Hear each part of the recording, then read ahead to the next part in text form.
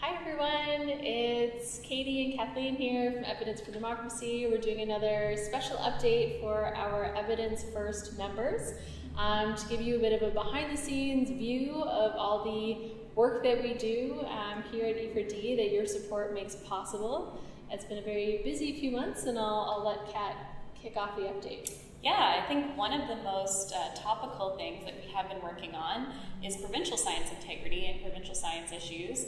As many of you know, Ontario has a new premier, Doug Ford, and within days of being sworn in, he dismissed Ontario's chief scientist, Dr. Molly Choquette.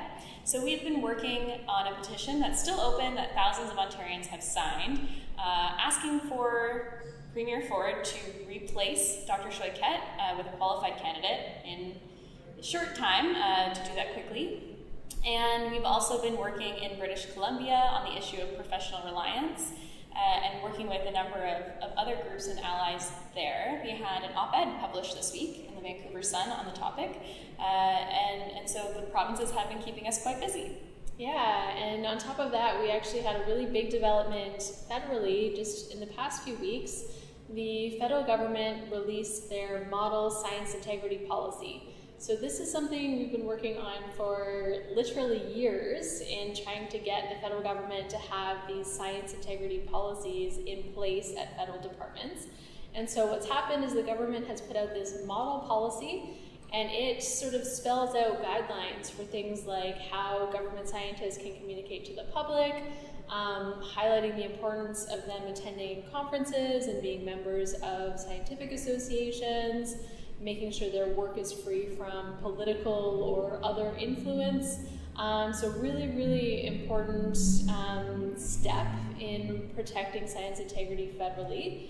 It currently is just a model policy, and the different federal departments have until the end of this year to actually implement their own version of this. So it's not quite set in stone yet, but it is a really huge positive development.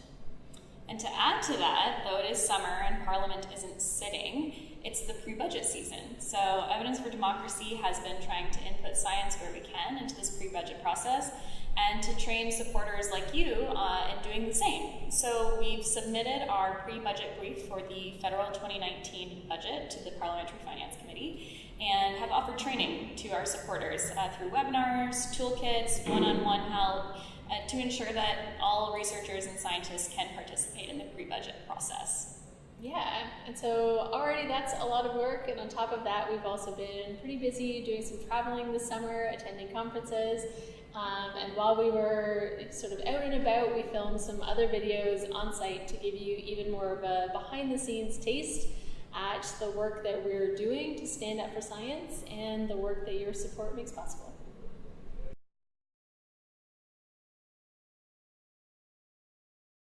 Hey everyone, Kat and Emma here. We're in Chicago at the Science Summit, and it's over the weekend, and we have been here talking to other attendees, and we want to fill you in a little bit and give you our two favorite takeaways from the weekend. So for me, I just was blown away by the immense power of volunteers, such a force. And secondly was just the wealth of ideas that go into science advocacy. Yeah, same. I'll give you two more. For me, it was really interesting to hear about collaborative things that were happening in science advocacy space. So for example, we heard about a housing first strategy where there's a co-living space in Boston that is actually to get more women involved in STEM, and it was just a really interesting and neat project. So there's so much creativity.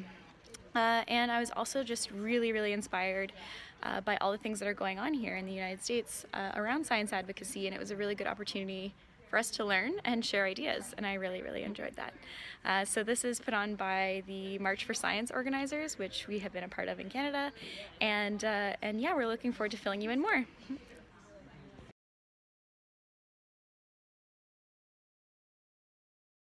Hi everyone, it's Katie Gibbs here, Executive Director for E4D.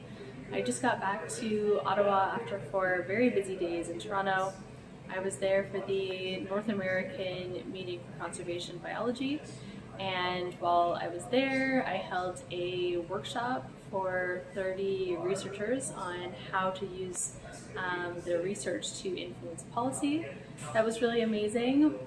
We also held a public event with Michael Halpern from the Union of Concerned Scientists, talking about science under Trump and what the atrocities have been and how scientists have been engaging and mobilizing and speaking out. So it was actually very inspiring. And then I also gave a talk at the conference on an update on science integrity issues here in Canada. So it was a jam-packed few days. I also met with a lot of Ontario public servants, and it was really powerful to hear their stories about what's already happening here in Ontario that is really alarming. So I just wanted to give you a bit of a taste, a bit of behind-the-scenes update on the busy few days that I've had and the kind of work that your support makes possible as a monthly donor to Evidence for Democracy. So thank you.